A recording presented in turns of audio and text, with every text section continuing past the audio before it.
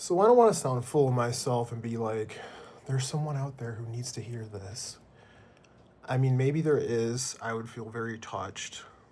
But if nothing else, this is just a personal exorcism of sorts that's been 10 years in the making, give or take like a few days now.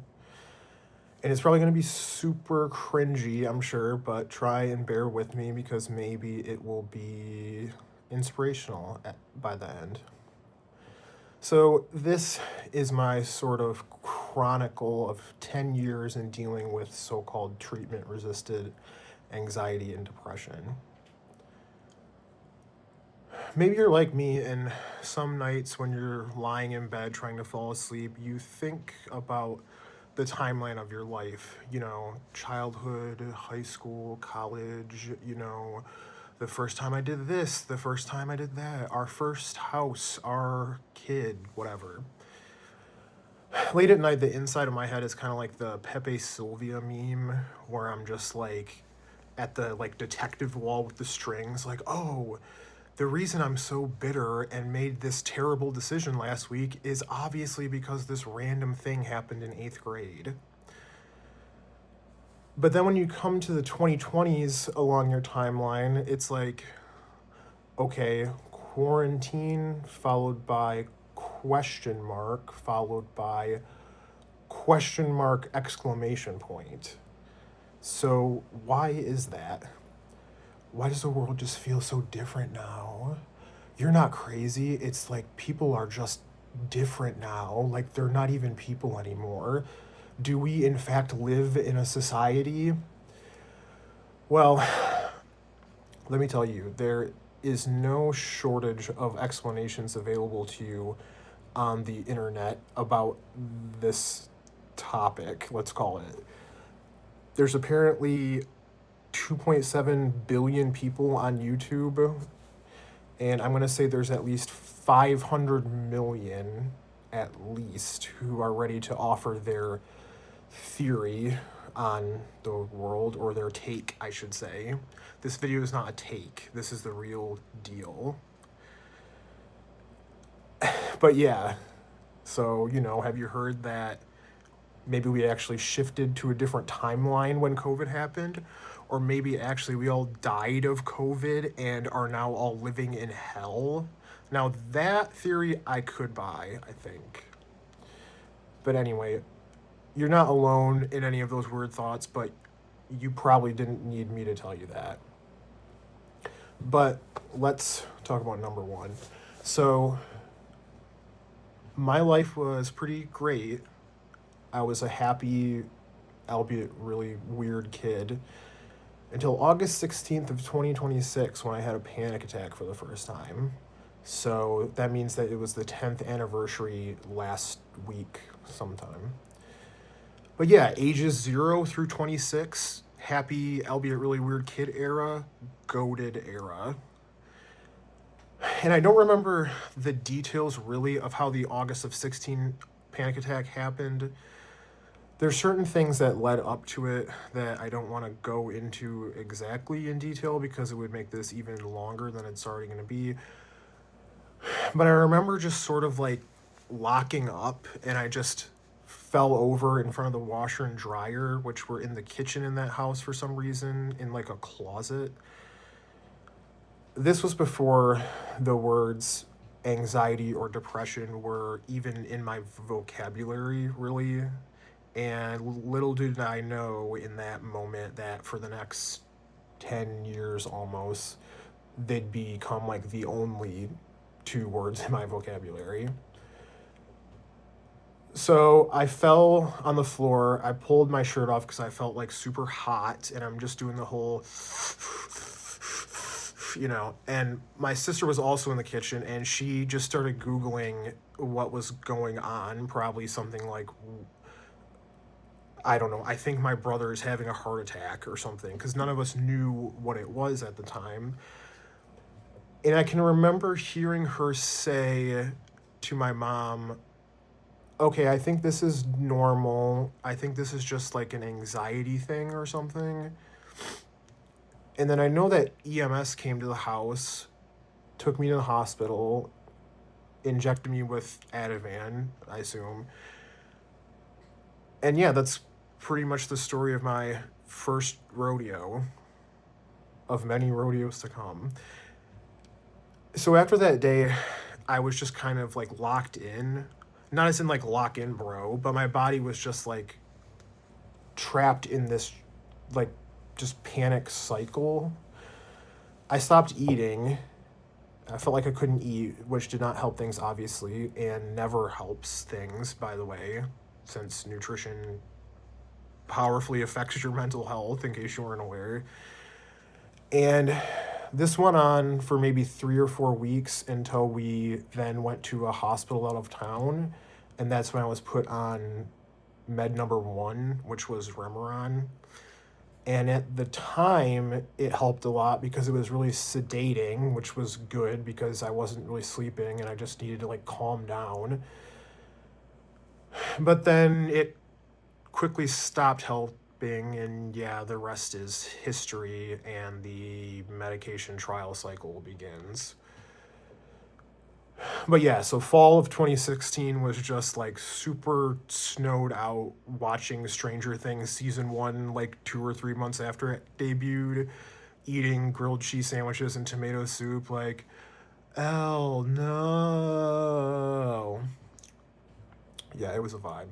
Now, I don't want to go through every period of the last 10 years of my life and just be like, oh, this was during the time that I just cried nonstop and I didn't get out of bed except to use the bathroom. Oh, this was during the time that I pulled over on the highway on my way home from work because I had to throw up. We're talking 22 medications over 10 years. So that would make for a long and uninteresting video, even longer and more uninteresting than it already is. And I certainly am not going to say this med was bad, this med was good, whatever, since obviously everyone's body and brain are different. I'll just say that the 3 meds that I take now, I've taken since April of 2021, more or less, with I think maybe like 1 or 2 little off periods where I tried something else because I thought maybe the effect of those 3 was like wearing off. But then the stuff that I tried didn't work and made things worse. So then I ended up coming back to the same cocktail of the 3, one of them being lithium, like the Nirvana song. So if I shoot myself in the face with a shotgun like Kurt, you'll know why, and you can create your own fun theories about whether my wife did it. I'm totally kidding. She's innocent. But yeah, for me, it just happens to be lithium, nortriptyline, and Trintellix. But don't get hung up on the specific names because, like I said, obviously no med regimen is one size fits all. And I am not a doctor, even though I feel like I should qualify as one by this point. So yeah, just take it with a grain of salt. I tried a ton of different SSRIs and SNRIs and MAOIs, wherever the older one, which obviously never really cut it for me. Trintellix is different because it's an SMS, which stands for serotonin modulator and stimulator. And I don't feel like many people talk about it much since it's still kind of a somewhat newer class. But if you are struggling to find something and nothing seems to work, I'd maybe ask your provider about SMSs. I think there's not very many. There's like 2 or 3 or 4 maybe. I'm not sure. But yeah, those 3, I mean, it's not like a perfect marriage with my body, but we make it work somehow. I'm not like cured by any stretch of the imagination, nor will I ever be. It's kind of like in insurance claims how they talk about pre-loss condition. Like, you may have loved your old house, but maybe a storm really did a number on it. And you can spend a bunch of money trying to restore it, but it's never going to be exactly like it was before the incident. But hey, maybe the new renovations might even improve it in the long run. I'll drop the analogy, but I just want to say that you will find something that works eventually that helps you manage and can maybe get you close to feeling like that same old house that you love, you know. I promise. If anyone can promise you that, it's probably me. Because for the longest time, this kind of thing was just literally all I could think about. I felt like damaged goods. All these things that just made no sense started happening after this all started in August of 16. I don't consider myself to have social anxiety, but for a while, I just had this really weird thing about going out to eat, like, as in sitting down in a restaurant. Doesn't matter who it was with, if it was a large group or if it was just me and my wife, I just had this inexplicable anxiety just sitting there waiting for food or whatever. And I'm just like, I just want to get out of here. I developed this weird anxiety about driving long distances by myself. I don't know why. I've never been in a bad car accident.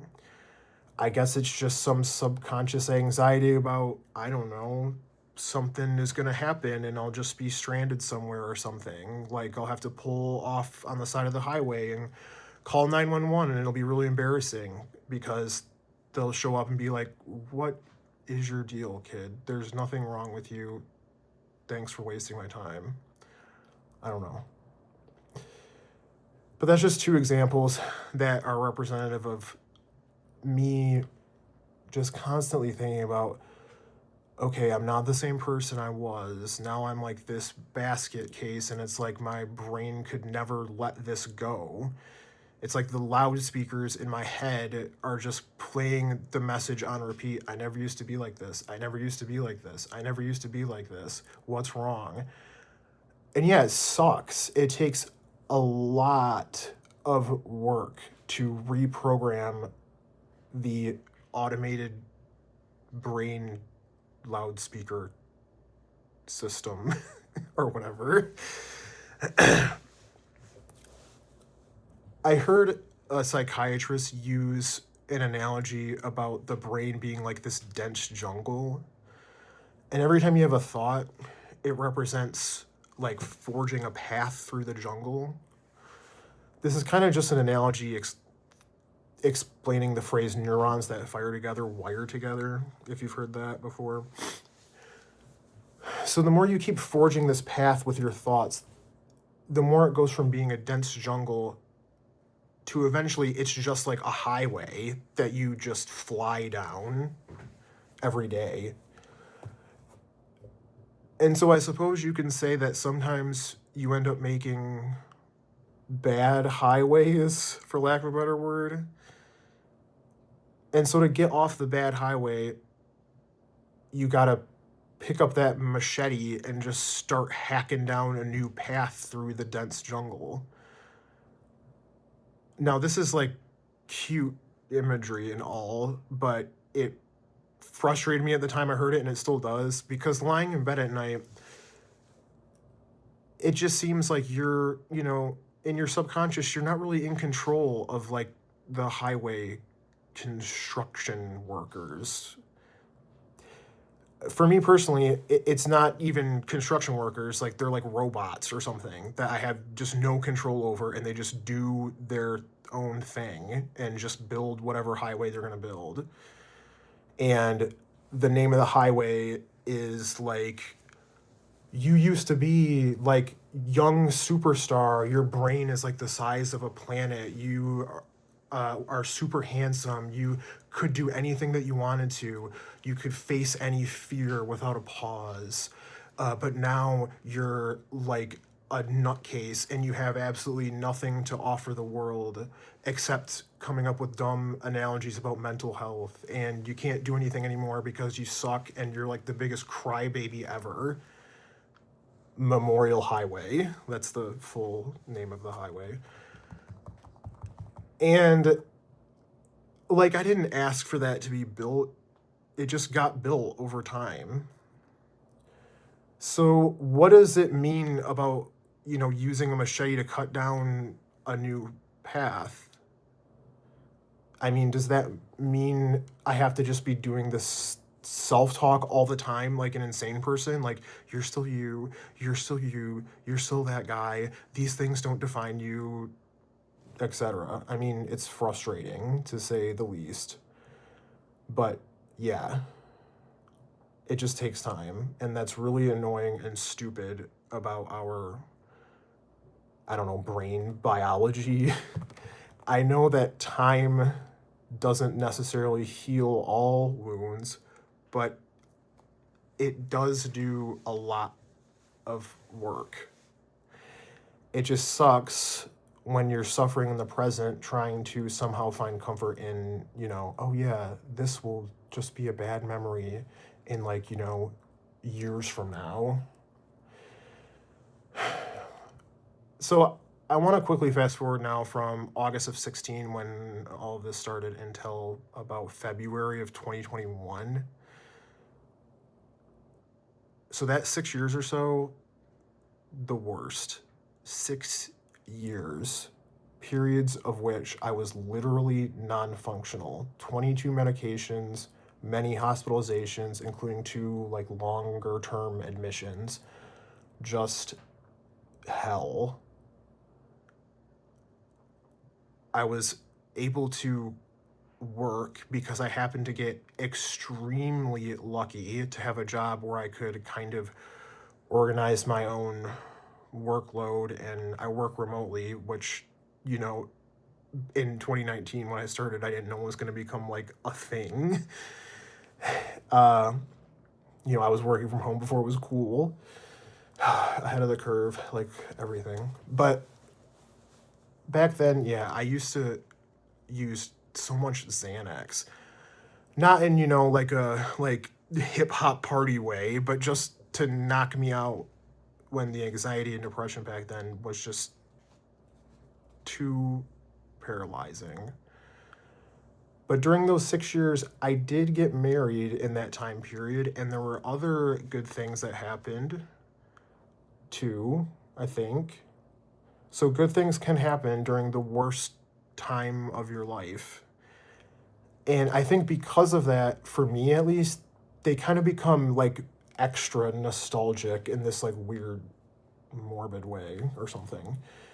But yeah, fast forward to February of 2021, and I experienced something one night that I'm not going to be able to put into words very easily. Leading up to that time, I was involuntarily committed by my therapist in February of 2020, shortly after my third birthday, or before my third birthday, excuse me, because she apparently was worried enough that I could, be a danger to myself. So I was in the hospital for about a week in late February, and then obviously I got out, and then a few weeks after that, COVID happened. So pretty surreal combo.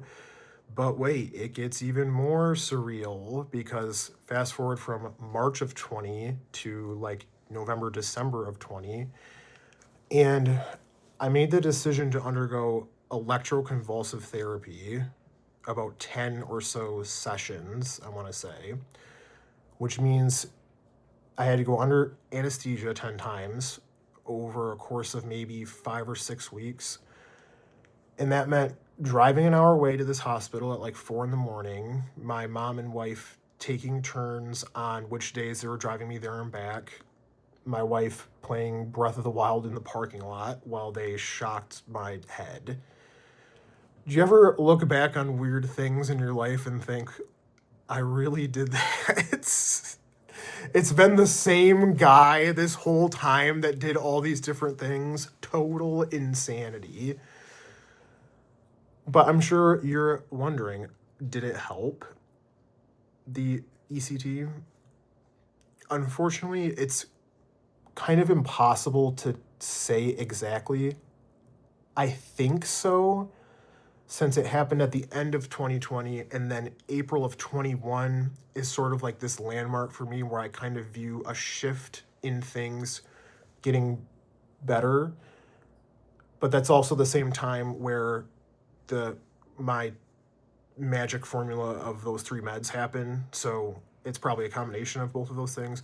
But don't get me wrong. I don't want the takeaway to be like, oh, if you get electroconvulsive therapy and take Trintellix, then it will cure your treatment resistant depression. That is not what this is about. And the only reason I'm telling you all of this backstory, I guess, is because my wife and I theorized that this process of, the electroconvulsive treatment, in addition to all of that anesthesia, maybe, were part of the cocktail that produced this, like, metaphysical hell event that I'm about to describe. So, yeah, now it's February of 2021. My wife and I are having a Zoom call with some friends, and we were playing Among Us over Zoom with two friends who live here in Michigan, and then three friends who live in New York. And during that virtual hangout, I was just nonstop ripping on my weed pen. At that point, I was pretty much immune to the effects of THC because that previous summer of 20, was a routine of just pretty much me and one of my friends smoking on the porch. We lived in this tiny house, but you could walk to a private beach from it. So that summer was just smoking, Bluetooth boombox on the porch, walk to the swing set by the beach. 2020, man, it was special. I actually don't use any sort of THC at all, incidentally, and I haven't since sometime in 2023, December of 2023, I think. I had one really, really bad experience, and because of that, I'll probably be gun shy for the rest of my life. But hey, one bad experience at a time. So, during that Zoom hangout, like I said, I guess it must have been a combination of the recent anesthesia slash, brain shocking, coupled with the weed, and I think I was drinking too, maybe. Okay, like a few beers. I don't want this to sound like I'm some rock star or something. Some rock star that, parties hard by getting electroconvulsive therapy for treatment resistant depression and then plays Among Us over Zoom. Ooh.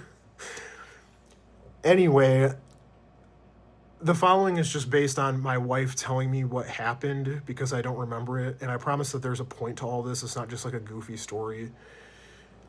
She said that night, at one point I got up and went to shower, and then I walked back into the living room naked, and she's like, "What are you doing? The windows are open. What is wrong with you?"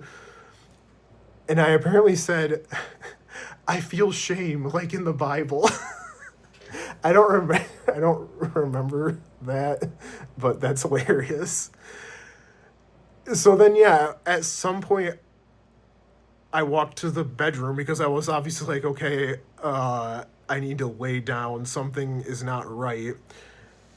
And as I walked down that tiny hallway, I had this feeling of being at the end credits of my life, but they just kept looping.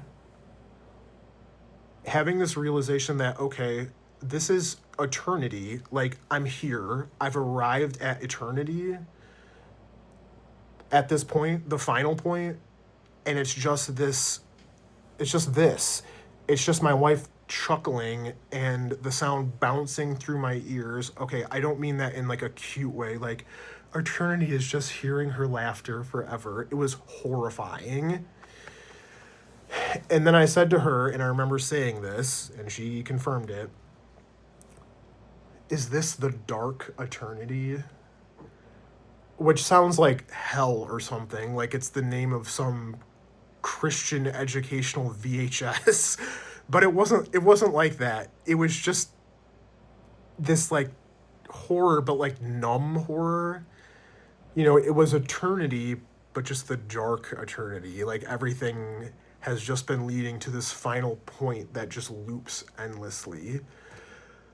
And yeah, I've never been the same. My brain now has this purple radiating just right down the middle now forever, like a crater that just emanates dark energy or something. We laugh about it now. But yeah, I don't know. The moral of the story is don't mix drugs and alcohol and, shock therapy in case you're planning on doing that. But to recap my chronology here, in the beginning there was the panic attack era where my body was just constantly just racked with this anxiety. And at the time I thought, this is it. I'm just going to feel like I'm being electrocuted 24/7 for the rest of my life. This is what my life is now. And hey, I'm telling you, on the other side of it. Then there's like the darkest depths of the blackest, hopeless despair and sadness, which lasted years and years. And I'm not even making a joke.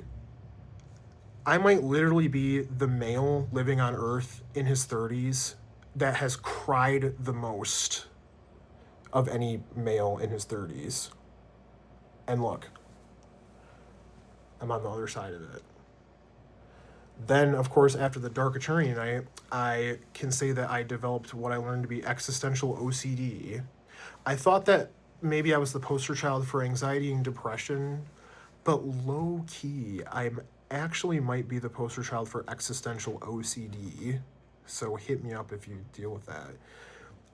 And after that night, I just thought, I will never stop having these intrusive thoughts about everything, the universe. Is this like a dream? Is my perception of everything just what everything is? Does it exist without me? Our perception of reality is just chemical reactions. You take those away and poof, there goes the universe.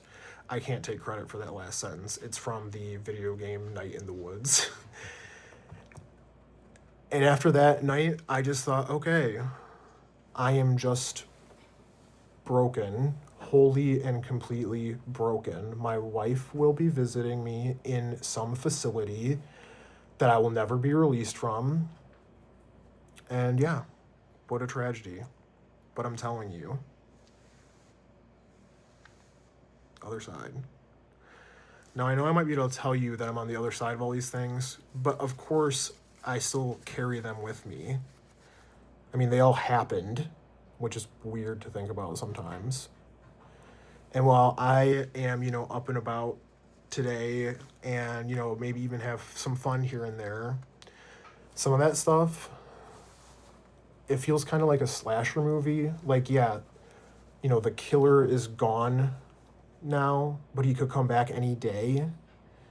And all that has to happen is something really dumb. Like, I trip over a rock while he's chasing me, and then he's right on top of me.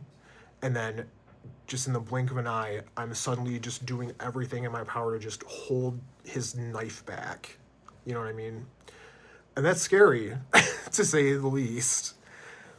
But I've outran him before, and I can do it again, and so can you. I might even have a better analogy than that. Pretend that you're Tim Robbins in The Shawshank Redemption, and that the only way to escape whatever mental illness you're suffering from is you have to crawl through a sewer. And then for some reason in this universe, showers don't exist, and neither do like lakes or anything, so you can't wash yourself off afterwards. And you're not allowed to change your clothes either for some reason. Don't ask. It's okay. It's a bad, messy analogy, but just hang on a second. Once you've crawled through that sewer, as long as you keep walking, all of that muck will just start to slowly slide off of you. And there's going to be times in your life that you feel like you can barely walk. And then there might be times in your life where you try to run, to like speed up the process. But what matters is that you just keep going, keep moving, literally keep moving, like with your body, as well as, of course, symbolically keep moving, like in life or whatever. But like I said before, the whole pre-loss condition thing, sadly, you're never going to be exactly the same person that you were before. You know, you'll smell, proverbially speaking, but you can find ways to cover up the smell, and your real friends and loved ones will still be close even despite the smell. And if they're not, then obviously they ain't real ones like me. But okay, silly analogy aside, this is the part that actually matters. I want to talk about you, dear friend. I really want to make a joke right now about like the male loneliness epidemic, but I'm gonna try really hard to be serious. Yeah, in this world, by the nature of, the way that it is, we're not all just roaming around in one big happy camp, hunting together, gathering together, holding hands, and singing songs around the campfire together. There's going to be days that you might find yourself feeling just a profound, incomprehensible sort of loneliness. Something that's so black, it just feels like antimatter in your heart. And that loneliness, for lack of a better word, can feel like something that no amount of friends or support from loved ones can even begin to make a dent in. And maybe something that not even a loving partner can make a dent in. And take that from someone who has the lovingest partner I could have dreamed of. There were times when my wife would say, "You can't ever leave me behind." But the despair can just feel so overwhelming that you can just pull the trigger, kick the chair over, take a bunch of pills, do the Sylvia Plath oven thing, whatever, without giving a second thought to how it would affect anyone else.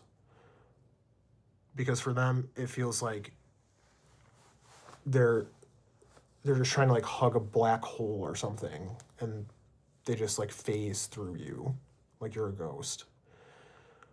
Maybe you do have friends and a support system, but you wonder, why do I not feel restored by them anymore?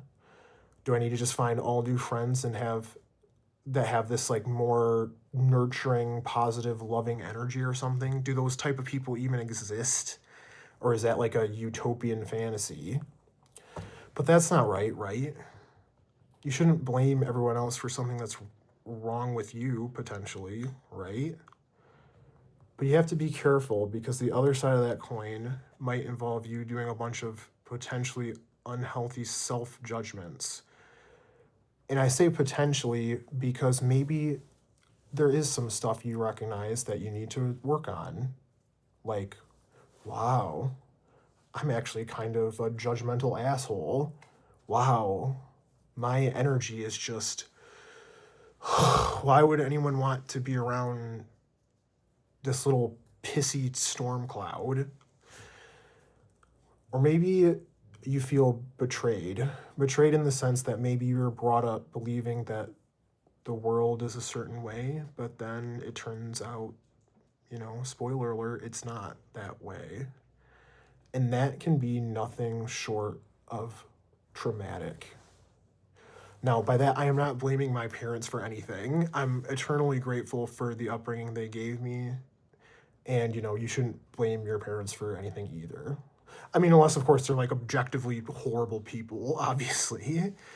Like, if your parents were abusive in some way, I'm really sorry. And I'm sorry that you were a random victim of a chaotic, uncaring universe. But if you're listening to this and you're a human being, it means that inside of you is this metaphysical, maybe even supernatural or spiritual ability called resilience. And believe me when I say that there is no limit to what you can come back from. I promise you that there exists a potential deep inside you to become just unstoppable. The other day, I felt this unusual little swell of inspirational energy kind of out of the blue. And I was just like, man, I just want to leave my mark on the world, you know? I just want to just be this bolt of lightning that like lights a forest on fire in a good way. And people will see it and be like, wow, that was wild. I kind of like it. And that's a good feeling because for the longest time, I could only look backwards because looking forwards means staring into nothing, into just a gray, irradiated hellscape of AI and who knows what other horrors, and of just the 0.001% of humanity having all the wealth, and the rest of us are going to be out in the cold, like scrounging for scraps like animals. Because why would anything get better? You just age. You just drift apart from people. Life just happens. You know, life happens. And everything just gets worse, right? You become less attractive, less cool. Like, so many friends my age are now all of a sudden going to the gym consistently, including yours truly. And why? Well, because crushing cosmic dread is descending on us, duh. Or maybe it's not. Maybe you're at a time in your life where, you know, you're coming out of your cage and you've been doing just fine and you've gotta be down because you want it all. I mean, I feel like that sometimes. And it's a really good feeling when it does happen. But then when you're finally ready to look out upon the world and go conquer whatever it is you want to conquer, you realize, oh, the world is on fire. That's nice. But it's always been on fire. And yes, we didn't start the fire. And by we, I, of course, mean millennials. I love you, fam. We're going to take back the world they took from us. Anyway, if you suffer from panic attacks, I want to show you something that you can buy on Amazon that a girl on YouTube told me about. Let me reword that. A video I watched, not like, never mind. So the lights represent 4-7-8 breathing. So green is inhaling through your nose for 4 seconds. And then purple is holding your breath for 7 seconds. And then blue is exhaling for 8 seconds through your mouth. And what you can do that I've discovered is you can close your eyes and hold it up to your face, and you'll still be able to see the lights change through your closed eyelids. And you can just lay down and just condense your entire essence into just the tightest, smallest little point that you can, and just do the breathing techniques. And just lay there and go back to the ocean that all living beings are part of. Because your life is just one wave in the ocean, and I'm happy to be part of the ocean with you. And I did not always feel that way at all. And that's something that you personally, I just for a while kind of felt like, what is this? What is all this? I didn't ask for this. I really didn't. Well, okay. I mean, that implies that I was something that could ask to be something before I was anything, or so, it doesn't really make sense. But you know what? It's okay because I'm here now and I'm along for the ride, just like you, and I'm home. If there actually does exist multiple timelines out there, I can tell you that this one just has a certain jankiness to it that makes me feel like, ugh, you know what? It kind of makes sense that like this is mine. There's like a funky blue cheese flavor to this timeline or something. And yet, don't get me wrong, there's a lot of crappy things about it. Dear God, are there a lot. But the good things that offset those bad things, they are out there. You just maybe have to look a little more diligently for them. And love is out there. It is the greatest of these, as they say. I want to briefly mention an essay called The Last Messiah by Peter Zepfe, which I'm probably not saying right, which is very brain-busting and profound, but extremely dark, be warned. If you've heard of the whole concept of like human consciousness is actually some kind of freak evolutionary defect, like we're not actually supposed to be aware of death in the universe and whatever else, whatever deep things. That whole concept, I believe, is sort of rooted in this essay, among other things. Nature answers no more. It performed a miracle with man, but later did not know him. Wow. Doesn't that just make you feel like abandoned? But you're not abandoned because I'm here. So Zapfa talks about what he calls the 4 remedies against cosmic panic. So there's isolation, which is just trying to ignore everything. Anchoring, which is like creating the moral frameworks that we all know, like God, the state, I guess, whatever other ideology, you get the picture. Distraction, which is, of course, self-explanatory, probably the most common one. You're just busy all the time and you don't think about this stuff. Then there's the 4th one, which is as real as it gets. And I'm going to read a quote. The 4th remedy against panic, sublimation, is a matter of transformation rather than repression. Through stylistic or artistic gifts can the very pain of living at times be converted into valuable experiences. Positive impulses engage the evil and put it to their own ends, fastening onto its pictorial, dramatic, heroic, lyric, or even comic aspects. And that is what it's all about. You have this godlike ability to transform all of this hell, chaos, insanity, chemical imbalances, grief, loss, trauma, whatever horrible thing you can think of, and you can turn it into something that can in some way enrich the life of someone else who's on the same journey. And that can take countless forms, whether it's something as grand as turning the pain of self-consciousness into some kind of great art.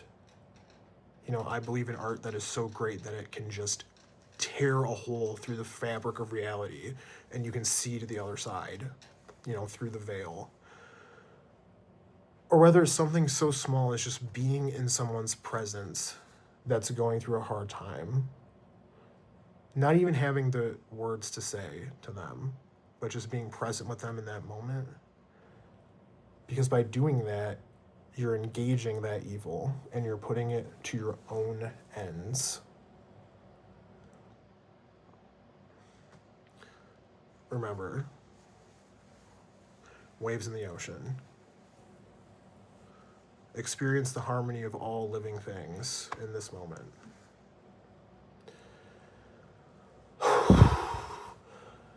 So, okay, that went in a few different directions. Yeah. I mean, I don't know. In 10 years, I went through a lot, and I know that you have too. And yeah, it was weird and bad and long, but I'm still here. So if you're going through it, as they say, I promise, promise, promise, promise, one day, other side of it. It's hard. It really is. But it's possible.